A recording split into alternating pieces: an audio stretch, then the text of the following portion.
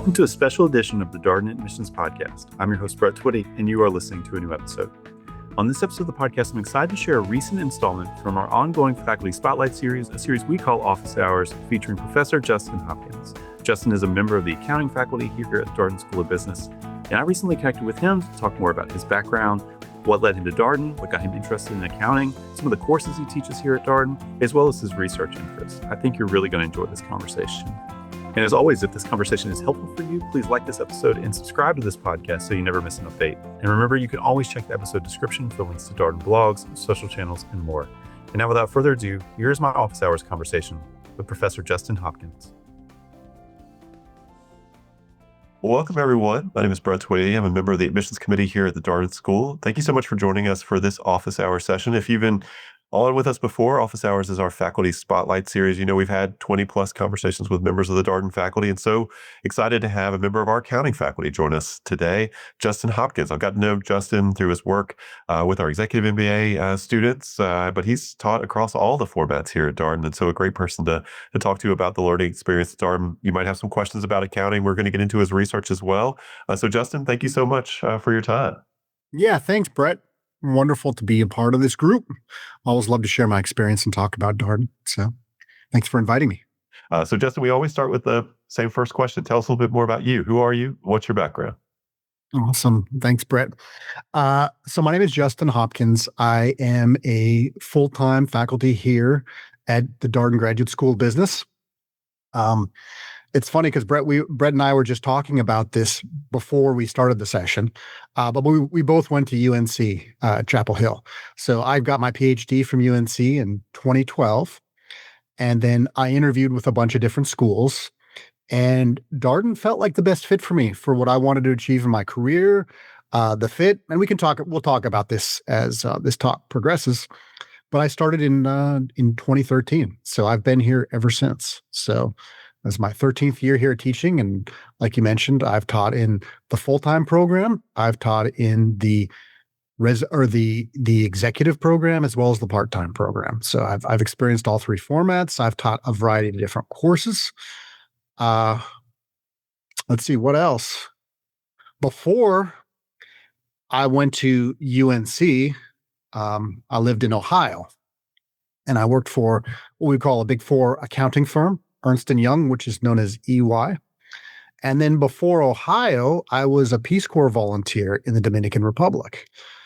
So I spent 3 years there, and that's where I met my wife, who was from Ohio, which led us there.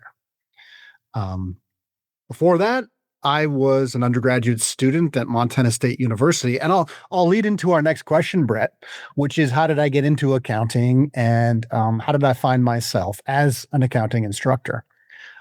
So I had an undergrad. I feel like I'm very blessed because at 19 years old, I knew what I wanted to do with my life. And I think that's pretty rare.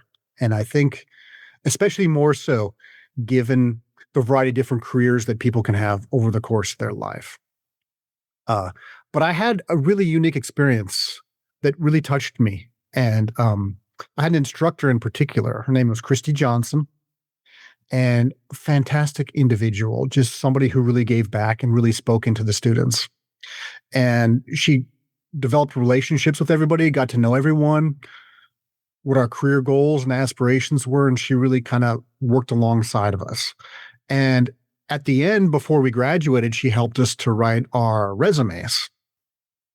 And we would go back and forth, right? I would write the resume. She would mark it up and say, you could be a little bit clear about this. Why don't you clarify that? Give it back. We would rewrite it, give it back to her. And then this went back and forth a couple of times. And then she looked through it. I still remember this like it was yesterday, but this was back in, this is a while ago, like 1997. And I remember her looking at that. And then she goes, yep. And then she opens this drawer and she slides the piece of paper in. And I was like, that's odd. She just kept my resume. And so I asked her about it and I said, what are you doing? What do you do with those resumes? And she said, whenever I'm having a bad day or I'm feeling down, what I do is I open this drawer and I pull out a resume and I think about that student and I think about how I've touched them. And as a 19-year-old, that really meant a lot to me. And I thought, holy cow, this is like a pretty interesting career that you could actually affect future generations. You could really speak into people's lives. And so that's when I first considered education as a career. And but I did know that in order to be a good educator, I felt like I wanted to have a variety of different experiences. And so, like I mentioned, the time I spent in the Philippines with the Asian Development Bank, what I did after I graduated is I tried to get a variety of different experiences. I've worked for the government. I've worked as an auditor, as I mentioned, with Ernst and Young. So I audited publicly traded companies. I audited small private companies. After that, I've also worked with the Justice Department. So I was a consultant to the Justice Department. I was basically an internal auditor. So I would go around to different U.S. attorneys' offices throughout the country and I'd audit them, make sure they were spending the resources that they were allotted to efficiently and in accordance with the law. And then I thought, you know what? I've been doing this for a decade now. I've got 10 years of experience in the private public sector. Went to UNC and got my PhD, and then came here. So I think that was and when people come to me and say, "Hey, I want to become a professor. I want to get a PhD." That's the advice I tell them is go get a job first. Go do the work first, the work that your students are ultimately going to do, because you can't really teach them if you don't know what they're going to end up doing. And maybe you'll like it. Maybe you won't want to go and get a PhD, right? But if you do, you'll be a much better instructor. You'll be a much better professor and a much better researcher because you'll have the understanding of what these careers actually mean. And so that was my journey from 1995 till today. So recap in a nutshell. What is it about accounting that captured your interest? That's funny you mentioned that. So it's very pragmatic. And when I went to school, I was like, what are the best things that this university teaches? Like I want to learn from the best instructors at this school. So I knew what school I had to go to for a variety of different reasons. And they said, well, we do really good training engineers, and all of our accounting students pass the CPA exam and they go to Silicon Valley. They go to work for major corporations and they have great careers. And I knew a few engineers, and they didn't have jobs that they enjoyed. And so I was like, accounting sounds like a better track. But I never thought I would be an accountant. I thought, this is a good skill to have. It's like learning a language. Doesn't mean you're going to have to be a translator, but it's going to make you a better, more informed person no matter what you do. And so I kind of anticipated that just being a stepping stone to a different career. Maybe I'd go and get an MBA, maybe I'd go into banking, something else. But it turns out that I found accounting to be fascinating, super interesting. And I just kept going. I never stopped studying it. And so I got a bachelor's in accounting, I got a master's, and then I got a PhD. So yeah, I've been studying accounting ever since. What do you find fascinating about? It's, I'm a little hesitant to say this because most people, their experience with accounting, maybe they've taken a course in undergrad and they're learning debits and credits. But I think with most disciplines, the surveys, the intros don't really tell you what it's about. Once you start grappling with the measurement issues, how do we calculate these things? What does it really mean to make a profit? These are really tough questions to ask yourself. And I, in particular, like learning about the incentive structure around financial reporting and measurement. So if you measure something, right, this way, that's going to not just affect how you calculate something, but that's going to filter through the whole organization, and it's going to become part of the incentive structure of everyone who's there. And so people will start changing their behavior and how they interact with others and how they continue their jobs because something is measured this way as opposed to that way. And so it has some real effects on how organizations operate. It has real effects on how decisions are made, and it has real effects on how resources are allocated across the economy. And once you sort of recognize that, you see the power in just information. Uh, it's something that really becomes important. You mentioned you did a Peace Corps stint in Dominican Republic. What led you to join the Peace Corps? Yeah, that's a good question. So I grew up in a small town in northern Montana, close to the Canadian border. Um, you know, uh, in that area of the world, you don't travel a lot. Like, get outside your county was kind of unusual. Um, my dad and my mom did take us to a big city. Like, we'd go to Seattle, we'd go to Minneapolis. But that's like a 12-hour drive. So I did have some exposure, but I'd never traveled really beyond that. And I also felt like I wanted to give back. I wanted to serve my country in a way that I felt was appropriate for myself. And I felt like I had a really blessed upbringing. I had two parents who loved me. They provided for me. And I knew that a lot of people around the world didn't have that as an opportunity.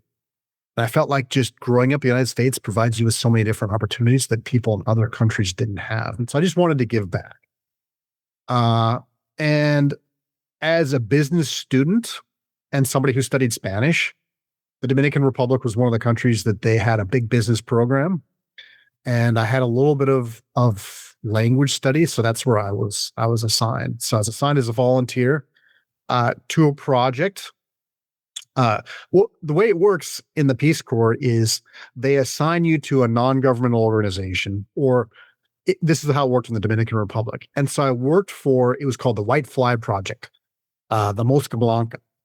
And what they did is it was a project that worked with farmers. And they provided farmers with technical assistance on agriculture. So what crops to plant at what times, what fertilizers to use, so on and so forth. But there was also this financial component along with it. So they gave farmers funding in order to buy the seeds to be able to plant. The farmers would plant. When they would harvest the crops, they would pay back the loans. So what they said to me was, they called me Javier. So, I got to change my name because I had a host family. So here's the story. I had a host family and she's like, "What's your name?" And I was like, "Justin." And she's like, "Justine?" And I was like, "Justino."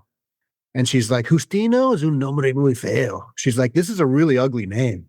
So I was like, "Well, how about Javier?" And she's like, "Oh, that's much better." So I went by Javier in the 3 years that I was there. And so when I joined the Mosca Blanca, they said, "Javier, like, here's the problem. We give the farmers money to plant. They plant, they harvest the crops, and they pay us back." And they're like, "What we'd like them to be able to do is to be able to budget, plan for their expenses, and to be able to manage their finances so that they were not dependent on us for financing every single time they need to plan." And so what I did is I just made a rudimentary accounting system. And I said, let's go through one business cycle and let's account for how much money you're going to make in the farm. So every time you spend money, write it down on this list, right? And then we'll come back, we'll see how much money you made. And then maybe out of that money, we'll think about how we can figure out how to save a little bit of that so that after a few cycles, you'll have enough money to be able to plant on your own.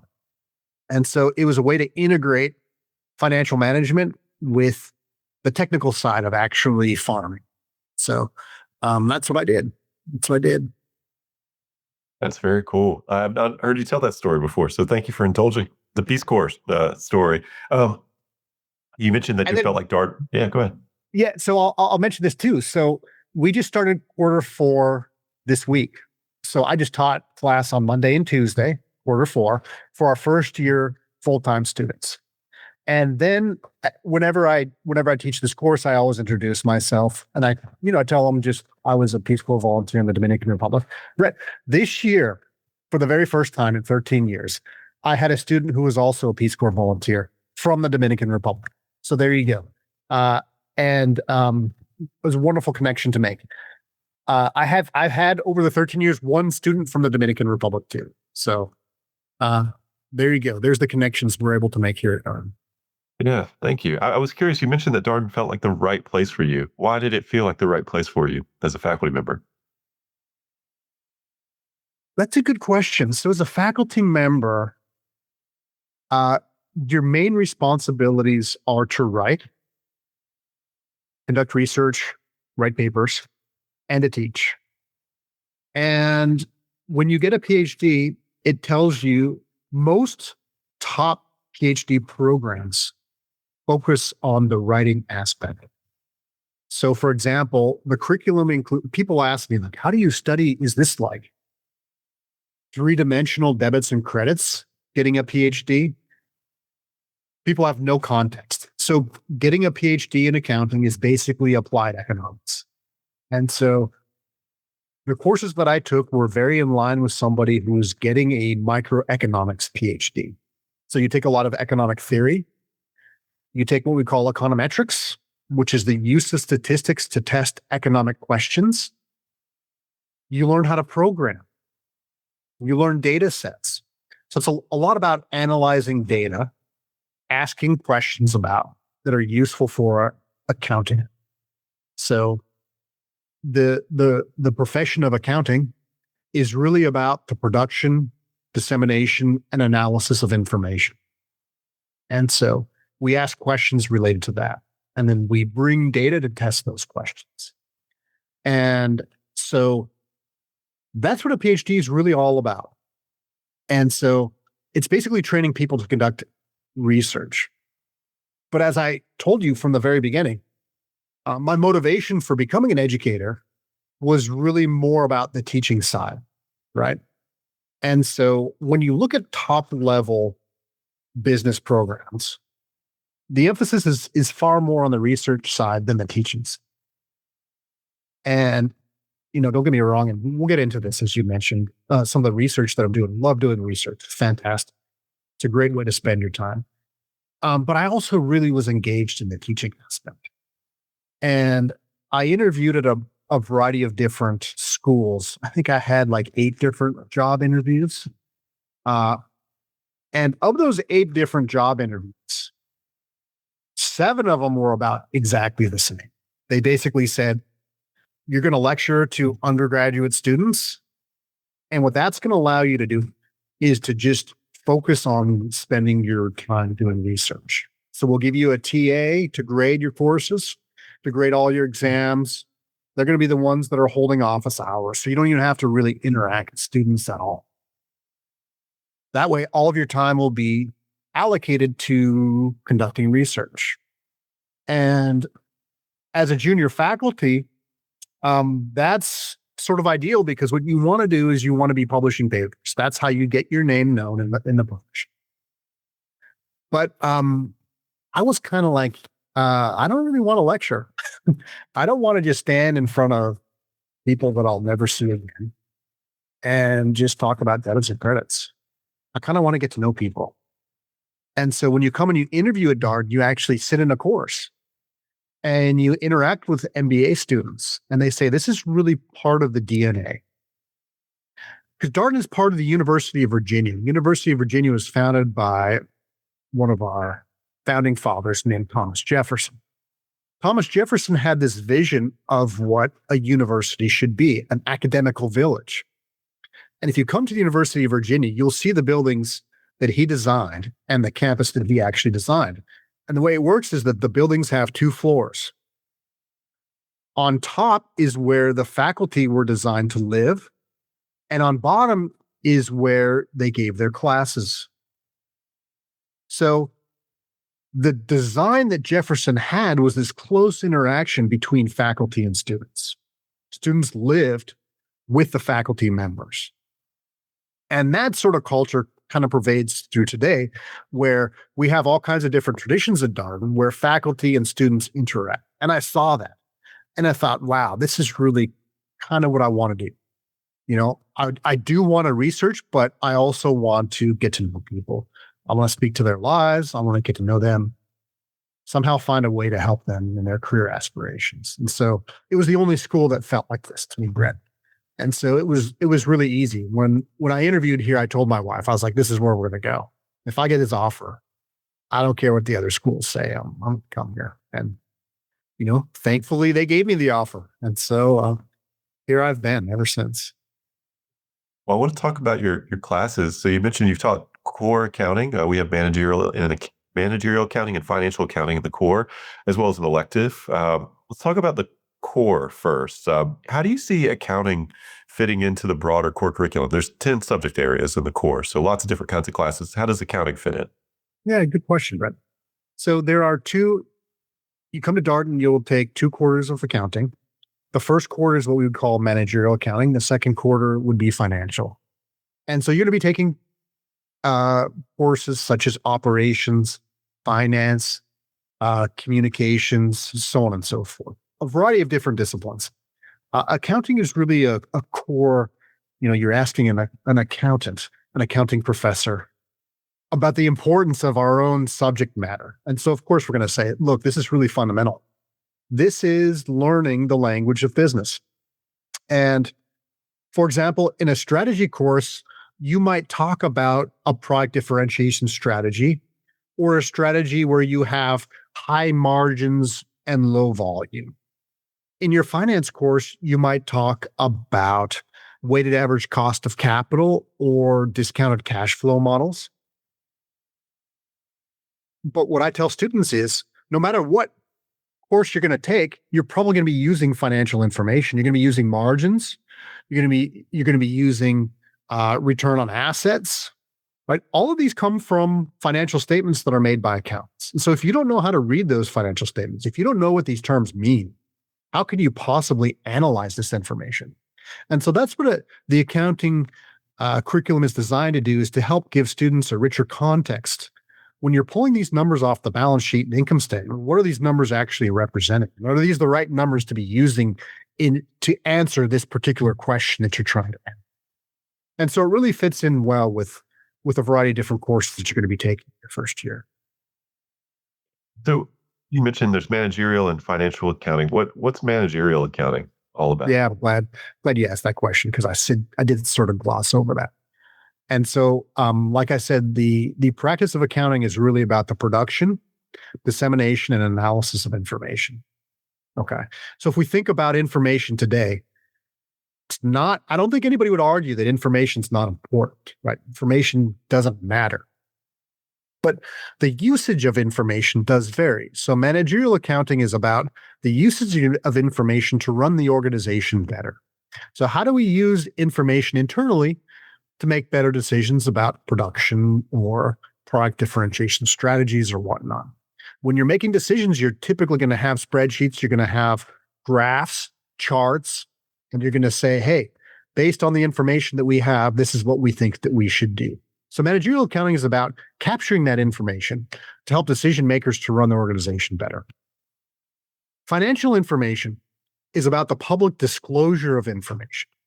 So for example, if somebody said, hey, Google made, $20 billion this quarter, they're using financial information. And so it's information from the balance sheet, the income statement, the statement of cash flow, publicly disclosed information. So this is typically used by analysts and people who are, on Wall Street making decisions about how do we allocate resources across different corporations or different companies. And so how does information get publicly disclosed? And as an external observer of Google, how does this information tell us about Google and what it's going to do going forward? Thank you for explaining that. That's something that we oftentimes will get asked by prospective students as admissions folks. Like, can you help me understand these two different accounting courses in the core? We have a lot of students who come without background in accounting. What do you tell students that they can do prior to the start of school that could be helpful to them just to get comfortable with some of these concepts and terminology? Very good question. I'm glad you brought that up, Brett.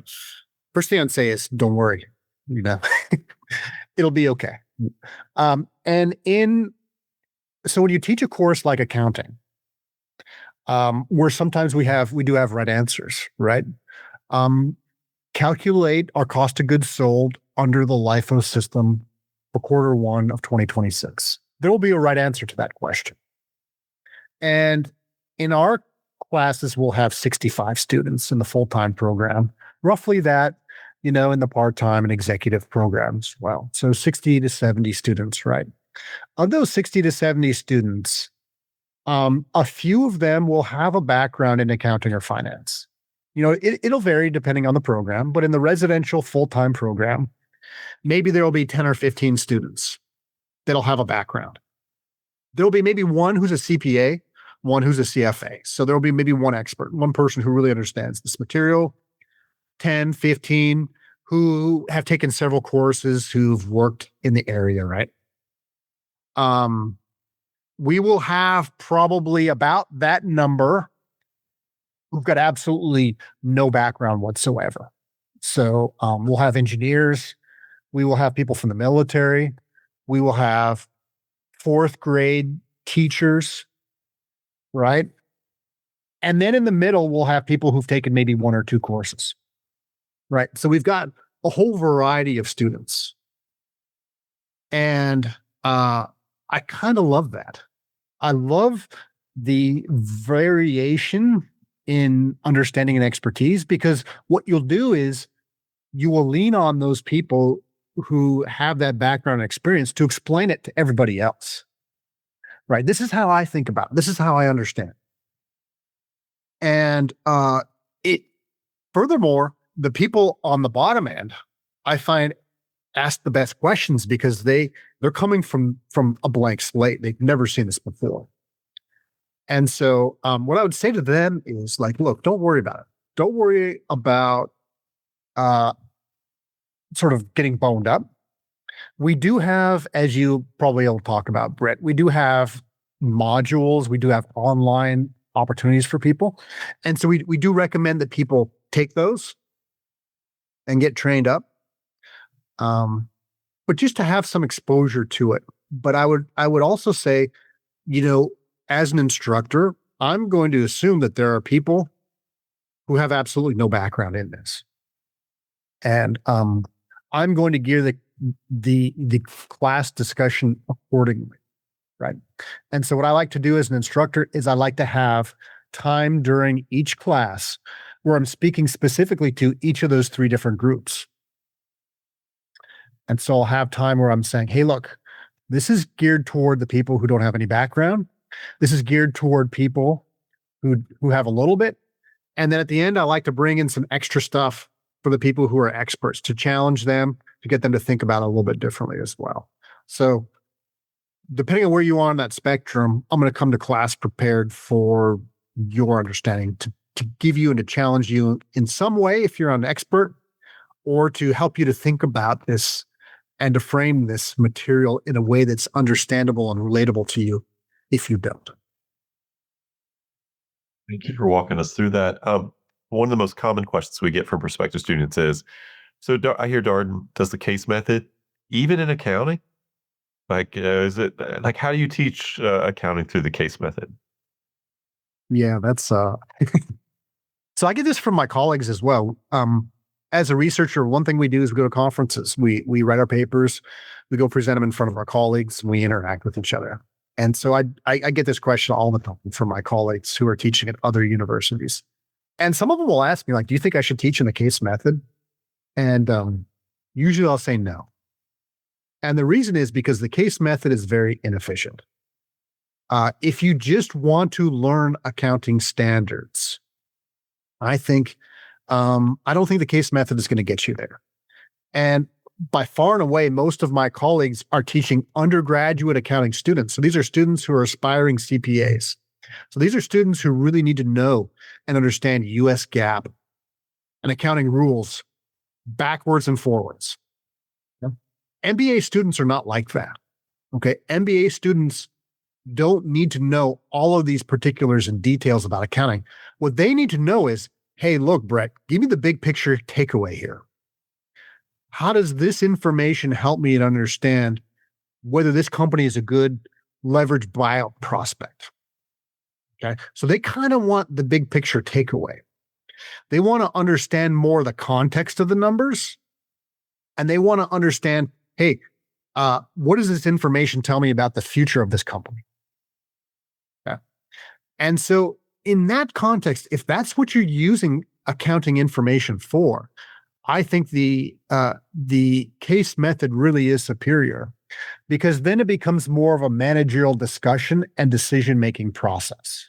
And that's where the case method really excels, is not, hey, what's the right number? But what does this number tell us about the company? Right. And that's where it becomes a discussion.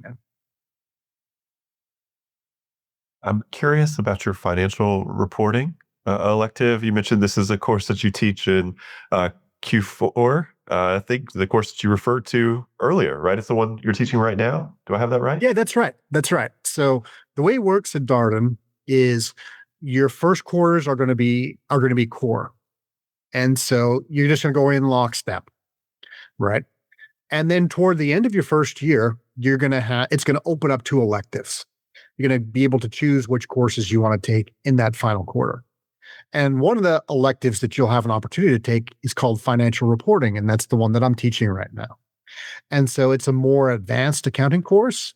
It's typically geared towards students who are going into banking and financial careers, but it also appeals to students who are going into consulting as well, and a variety of different. I try to make it as broad. The first year electives, we try to make as broad as possible. And so what I like to tell students is this is going to give you a greater context. So anybody who's going to be using accounting information in the future, I'm gearing it towards them. Is there a case you enjoy teaching in this class, or something you would want to highlight to kind of animate the experience a little bit for our attendees today? Yeah. Okay. So I'll tell you about the two cases that I taught this week, Monday and Tuesday. So Monday and Tuesday, what I try to do for the first week of my elective is this is what I call the framework of financial reporting. And what I say is what you should have seen in your first two quarters of your accounting core is that managers have a lot of discretion and decisions to make when they're making accounting decisions and producing this financial information.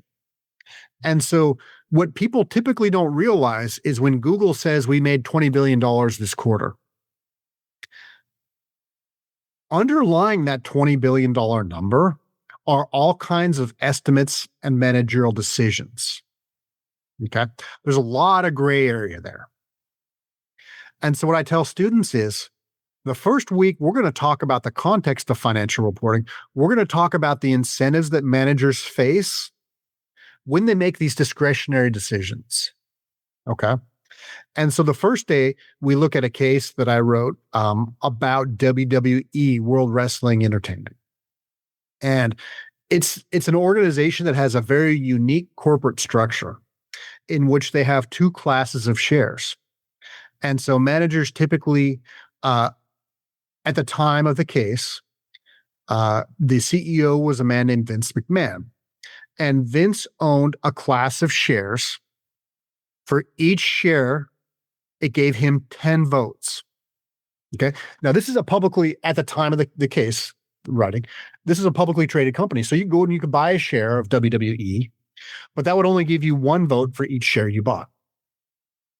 And so what we talk about is if somebody bought every single share of stock outstanding, they still would not have the votes that Vince does because he has the supermajority voting shares.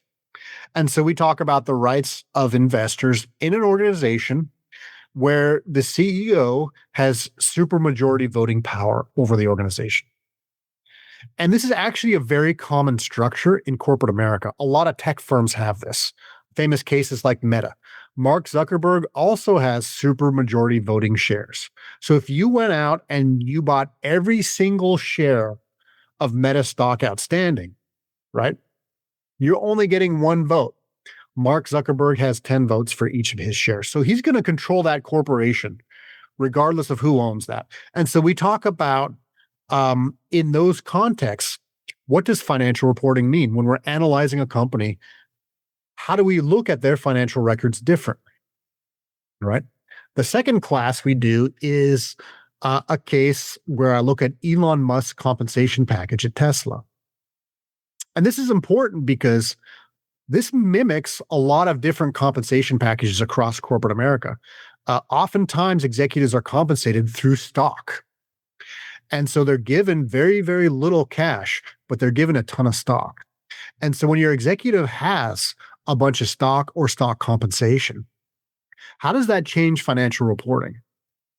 And what you'll see, Brett, is that the way that these compensation programs are structured, and we go through this in class, is that in order for Elon Musk or an executive to receive stock compensation, the company oftentimes has to hit certain performance thresholds. And believe it or not, those performance thresholds are based on accounting numbers. So, for example, Tesla had to reach an earnings before interest, taxes, depreciation, and what does the A stand for? Man, I'm killing myself. Amortization, EBITDA. It had to reach EBITDA thresholds of 1.5 billion, 3 billion, 4.5 billion, 6 billion in order for Elon Musk to receive compensation. So every time that Tesla reached these thresholds, it would trigger another grant to Elon Musk. And so then we talk about how, hey, look, here's a usage of financial reporting and accounting is not just to help people to analyze the company, but it's really determining whether the CEO is going to receive the next tranche of stock options. And so in an organization where accounting is used for this, what does that mean for Elon Musk and Tesla's managers when they're making discretionary decisions about how to calculate the number that's ultimately driving their compensation, right? And it's a fascinating case because you might know that a shareholder sued Tesla saying that this compensation package was unfair, and the judge ruled in favor of the shareholder, so took away Elon's pay package, which then caused them to reincorporate out of Delaware into Texas. And so maybe you've heard some of these issues in the paper or in conversations, but it was ultimately driven by this judge making a decision about Elon's compensation package. And so we talk about all of these issues in class, but it really centers around the compensation structure, which is designed around accounting numbers. And so that's how I tie in accounting to the case. That's super interesting. We had an interesting conversation with Yo-Jin Chang as part of Office Hours. She's somebody who does a lot of work in sort of corporate governance area. Tesla has a very interesting corporate governance structure. The board of Elon Musk companies can be very friendly to him, I guess is one way to express that. Not your typical board structure that you see sometimes. Well, so it's funny you mentioned that. Yo-Jed and I were actually co-authors on a paper together too. And so I know Yo-Jed very well. She is an expert in governance. From a strategy perspective, I also examine those questions from an accounting perspective. And so we're working together on a paper. But I'd also say if you look at corporate America, the reason why, and one of the reasons why the judge accepted this or sided with the shareholder is because the judge said the process by which he was awarded this was really unfair because a lot of the people on the board were friends of Elon's or his brother's on the board as well. And the judge said that wasn't properly disclosed to the shareholders. So even though the shareholders voted for this compensation package, they weren't really informed about these conflicting incentives by these board members. That's what the judge decided, right? And so, yeah. But, if you look at corporate America, if you look at Meta's board, Mark Zuckerberg has had relationships with lots of these people as well, right? And so corporate America, sometimes boards serve to oversee corporations and make sure that managers are making decisions aligned with shareholders' interests. But if you talk to boards, they often say, our job is to help run the company better. And so they look at their job as advising the CEO. And so, directors play this interesting role in which they're chosen on the board based on their expertise to help the organization operate better and more successfully. But the rules and the laws say they're also supposed to be there to oversee the company and make sure managers are acting in the shareholders' interests as well. And so it's an interesting tension that does play out in corporate America. Yeah, it's a rich conversation. I will say, before talking to you, Judd, I had not thought at all about corporate governance. And then now I can't unthink about it. Every time you hear one of these stories and you hear about a board and what they're supposed to be doing and what they actually did, it's a super interesting topic. So I want to talk about some of your research as well as we kind of enter the final third of this conversation. And anything you're working on right now that you would want to share? Yeah, excellent. So we're always working on stuff. And this is a great way to start a conversation with a faculty members to ask what their research is that they're working on, because it's often front and center of our mind. And so a lot of my research focuses on these governance issues, and in particular legal issues, accounting and law. And I'm really fascinated by that. I've also taught a course at the law school, and I've co-authored with several of my colleagues at the UVA Law School. And it's right next door. So we get together a lot. And one of the fascinations that I have is about corporate crime, white collar crime. And in an accounting context, we talk about fraud. So, you've heard of the Enrons and the WorldComs and the people who manipulate the numbers to achieve some sort of financial reporting goal. And so one thing that I'm looking at right now is the penalties that executives face when there are allegations of white collar crimes being committed in the organizations. And so I have a data set, and the data set is of individuals in the United States who have had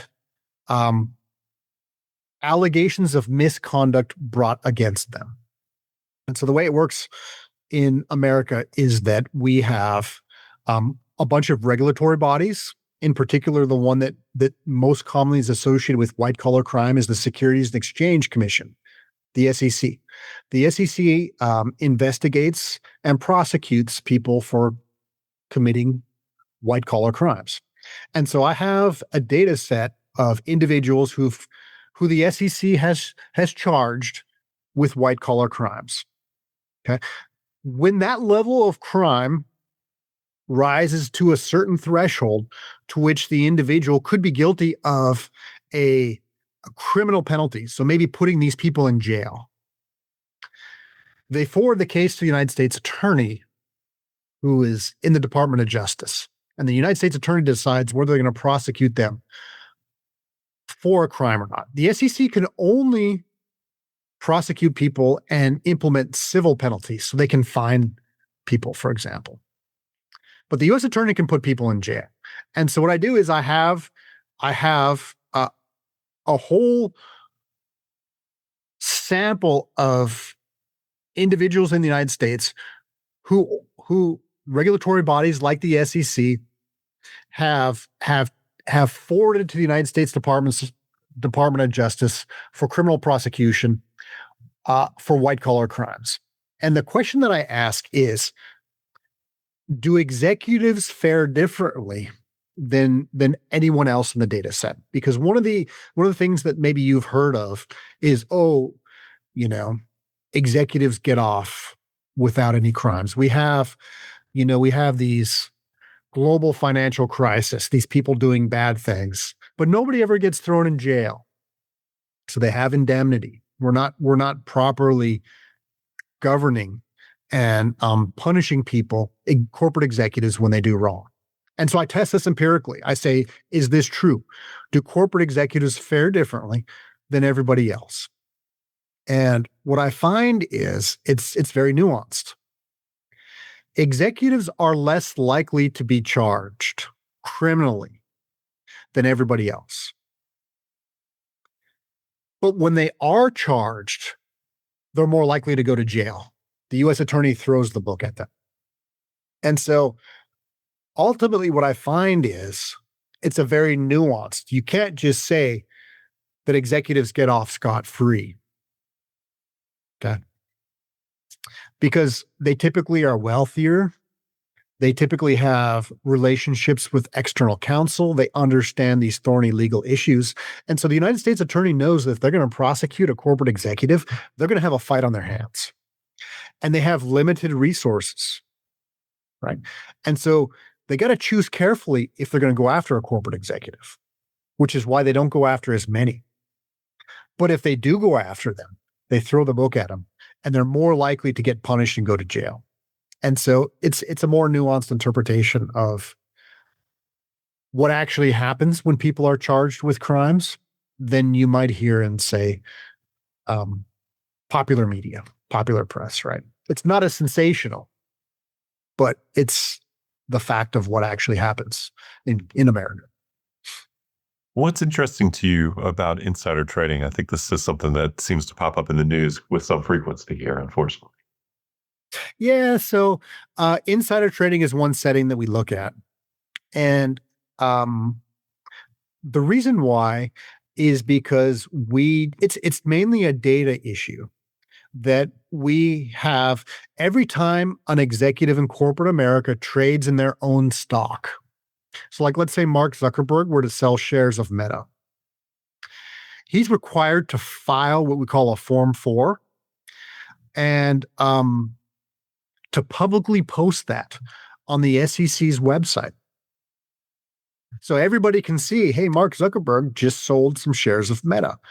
And we feel like that's useful information for the public to know if an executive is selling or buying shares of the company in which that they're operating under, right? They're serving as an executive as. It's also true for boards. And so as a result, professors like me, we have access to millions and millions of trades by corporate executives. And what we can do is we can look at how that corporation performed subsequent to that trade.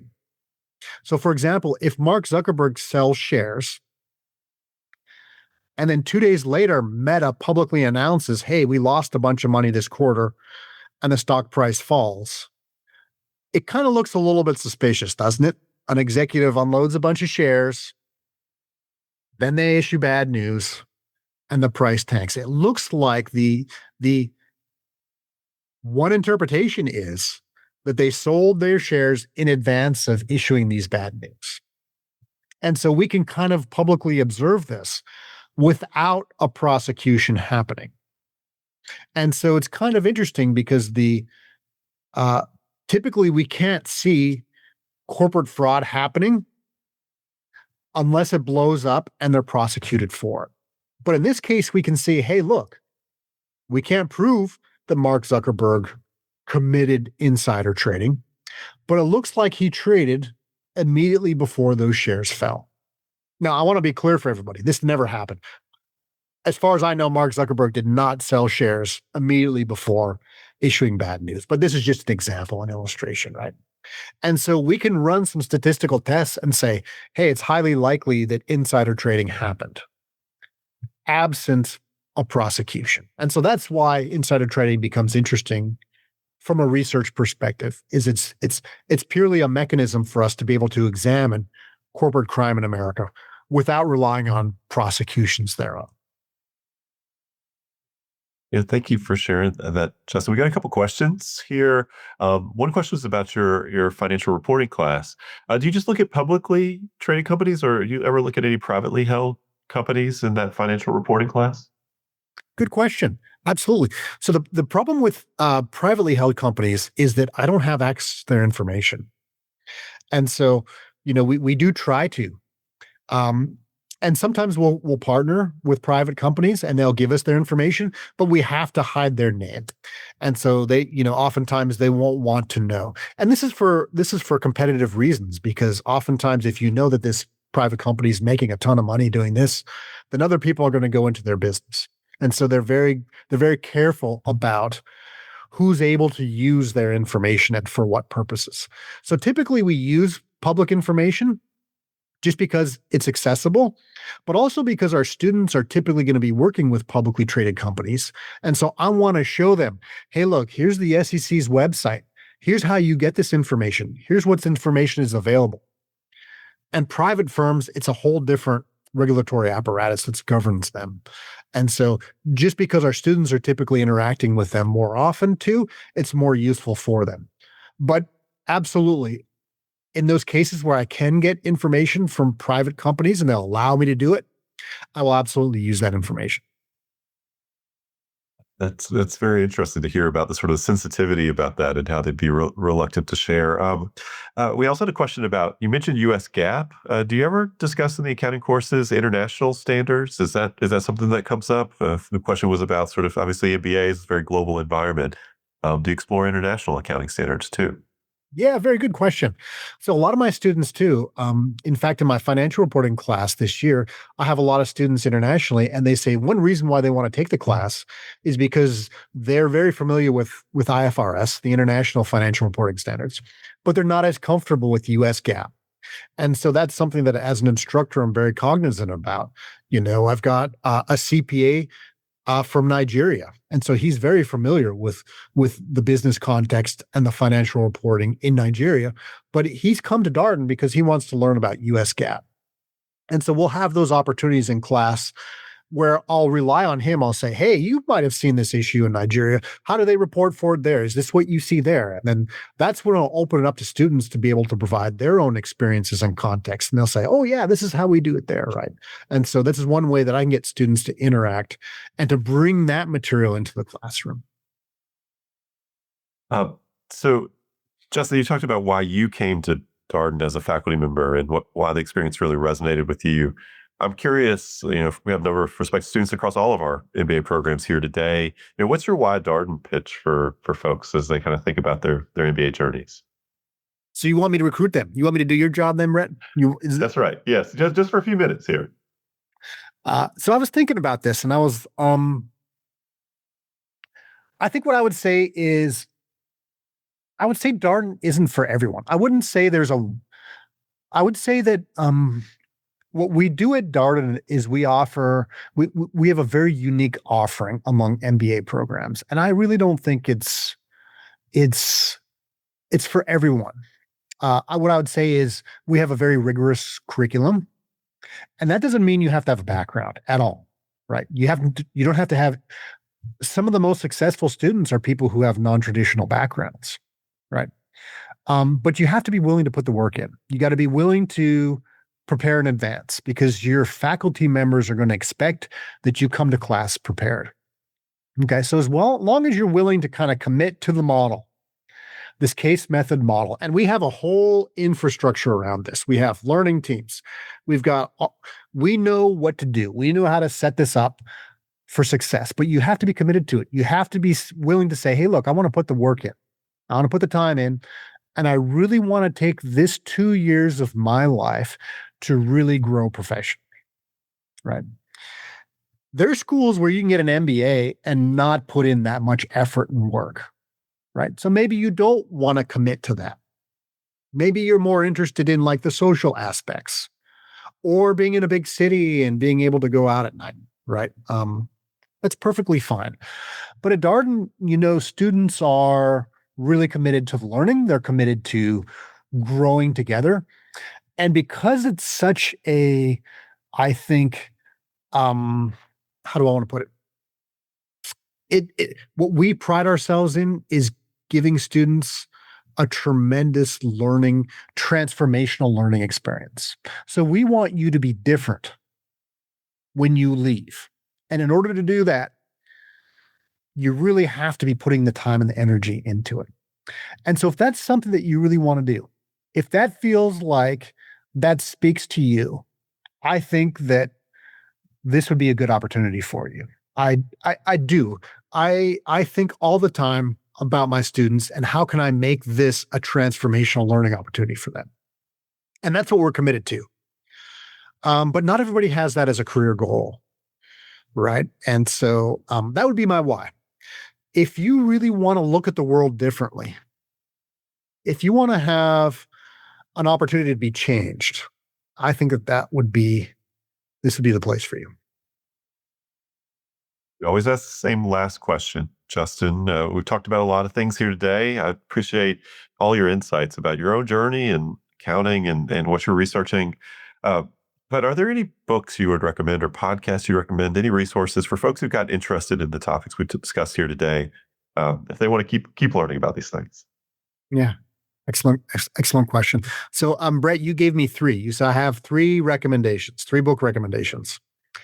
And so the 3 book recommendations that I have, and I sent you in advance. So one of them is by my ex-colleague, Brandon Garrett, who used to be at UVA Law, but now he's at Duke, good friend. He's got a book called Too Big to Jail.